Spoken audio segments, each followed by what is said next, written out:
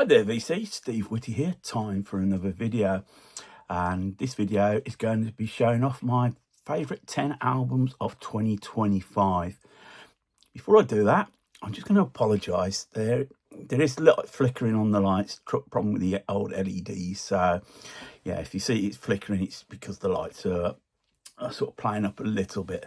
Hope everyone is well, and as I said, this is going to be my top 10 albums of 2025. So without much further ado, let's get cracking on. First up, this is Steven Wilson, number 10, The Overview. I just like this album. I think it's, Steven Wilson, great producer, great artist. I think he's one of those artists that always seems to be on the go. All the reissues that he remixes, it seems like he never stops. But back to this album, the album, it consists of 2 tracks, which is side A, Objects Outlive Us, and side B, The Overview. But it's broken down into segments. So on side A, it's 8 segments, and B, it's 6 segments. Really good. It's really good. It's listenable. It just stopped me in my tracks when I first heard it, and I thought, this is good. This is really good. I'd missed out on the last couple of Steven Wilson albums, so I'm so happy to pick this up. So that's my number 10. At number 9, Alice Cooper, The Revenge of Alice Cooper. It's the old band back together. This was an album that was recorded over a few years, and it's obviously the surviving members of the band that are on there, and it does feature some recorded performance from Glenn Buxton, who passed away. When I listen to this album, there's quite a mixture of styles. The opening track, which is Black Mamba, sort of reminds me of Dr. John, which ain't a bad thing. It's not something I would associate with Alice Cooper. But then you've got there are a couple of naff tracks on here, but you've got some tracks and it just sounds like they're back in the teenage years practicing in a garage, the old original garage band. And it's really good. Some of the lyrics are a bit corny, but my favourite track is the closing track on side D, and See You on the Other Side. It's sort of like sort of reflective. We'll be back together. Maybe it's aimed at Glenn Buxton. Yeah, we'll be back together one day. See you on the other side. It's just a really good album. Good little bit of garage, but I say with a few surprises in there as well. At number 8, Mogwai, and this is their album, The Bad Fire. This came out right this January. They do tend to release their albums early in the year, give them a better chance to get that all-important number 1. Got a couple of Mogwai albums. I really like the band. Sort of noisy, sort of experimental. They're sort of indie. Absolutely, just 10 wonderful tracks on here. I mean, for the most part, I thought this might be the album of the year, and I thought nothing was going to get better than this. Then obviously, the next 7 I'll show you will prove me wrong. But yeah, wonderful, just wonderful. A wonderful band. Missed out on a lot of the reissues, the early stuff. So maybe 2026, I'm going to try to see if I can get hold of some of those and add them to the collection. But absolutely wonderful record. If you haven't heard of Mogwai, just check them out. At number 7, album I showed a couple of months ago, Robert Plant, Saving Grace, which has got Susie Diane on there. Wonderful slab of Americana. Sort of gentle in parts.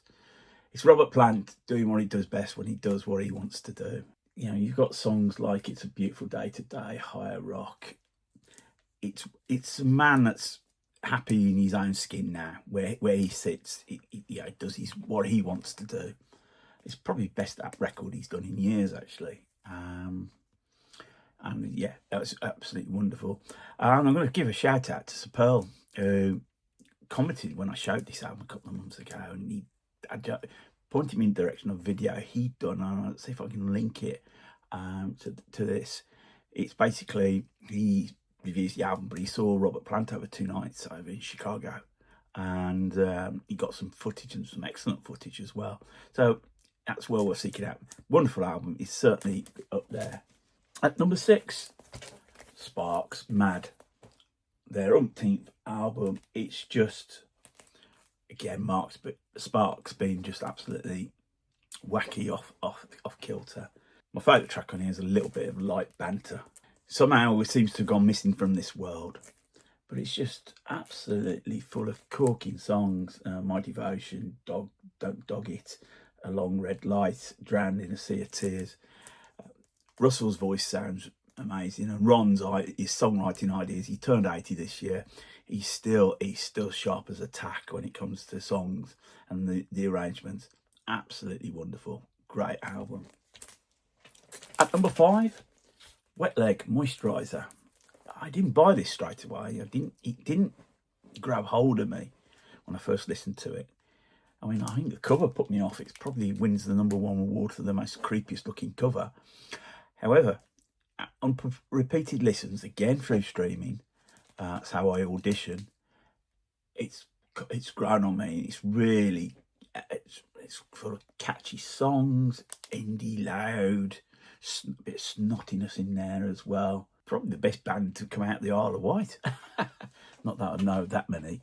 It's, yeah, just wonderful. It's a great record. I know Mazzy put it as his #1 album of the year.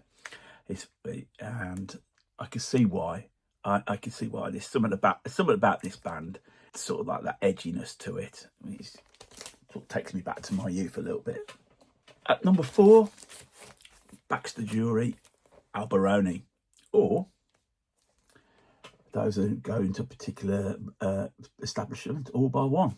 But it's not, the album's actually called Alberoni. The title track is Alberoni.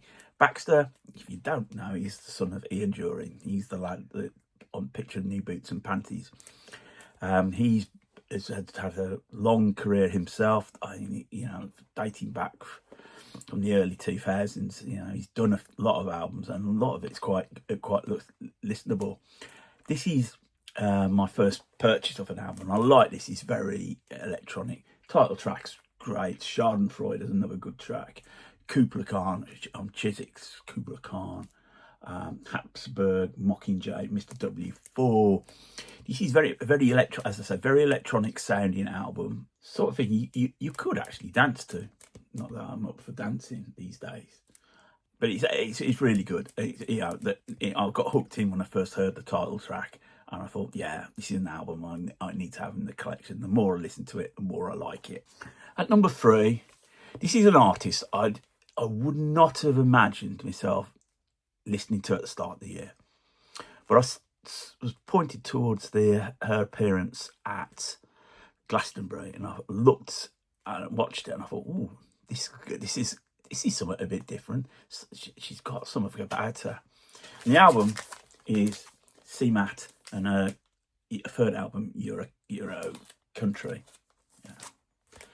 And this is just a wonderful record. From the opening track right through Euro Country, Janis Joplin, Jamie Oliver, Petrol Station, Take a Sexy Picture of Me.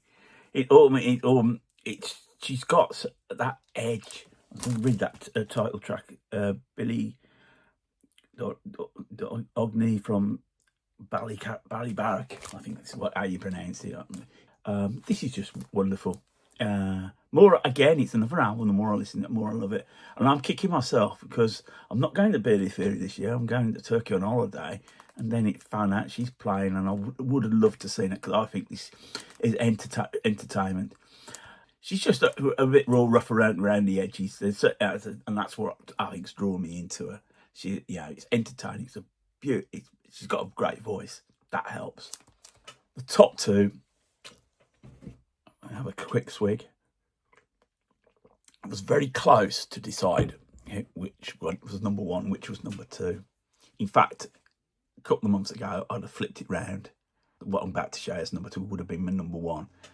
However, the album that's my second favourite album of 2025 is More by Pulp, the comeback album.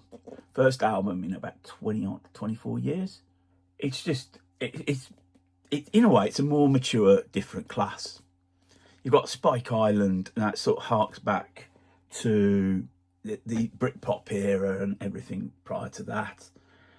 But you've got things like Tina, Farmer's Market, you know, how middle class can that be? Farmer's Market, My Sex, Background Noise, Hymn of the North, and then a sunset, bit like the Alice Cooper album where the closing track. This is sort of like a reflection, and it was recorded in November 2024 with James Ford. I missed out on seeing Pulp on the tour. Did play Glastonbury, didn't get around to seeing that on the telly.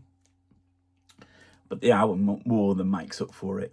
Wonderful record, great comeback. Hopefully it's not 24 years before we get another album out of them.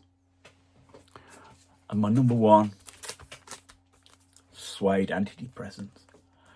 This, I think, is the one that's ultimately grown on me.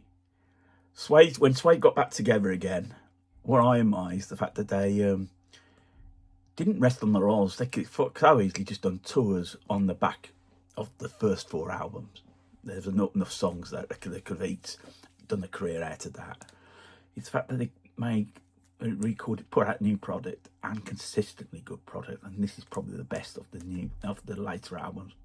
And yeah, you listen to Disintegrate, Dancing with Europeans, Antidepressants, the title track, Sweet Kid. I could go on with the rest of the albums. Brett Anderson's voice has not sounded any better. The musicianship is top notch. It's a band that knows where it stands in its own history. It ain't happy to rest on it. It wants to push forward, and that is why Suede Antidepressants is my number one album of 2025. So there you go, VC. I hope you liked what I showed. If you disagree or agree with any of the records shown, feel free to leave a comment. I'll get back to you. Thumbs up, thumbs down. Love the interaction. If you're so inclined, why not subscribe? I'm recording this video on Christmas Eve. I'm going to edit it tomorrow, Christmas Day. By the time, but before I go round to my brother's for Christmas dinner. And then hopefully I'll publish it on Friday, Boxing Day. So if this is always the case, I hope you all had a great Christmas. This will be the last video of 2025. I want to thank everyone who's viewed the videos. I've had a bit of an increase in my subscribers count. So that may be because I've been a bit more committed over the last few months in putting videos out. I feel very inspired at this moment. So again, a big thank you. So I would like to wish you all a happy new year. And let's hopefully make 2026 a much better year than this 2025. So until the next time, keep spinning. More importantly, keep on smiling.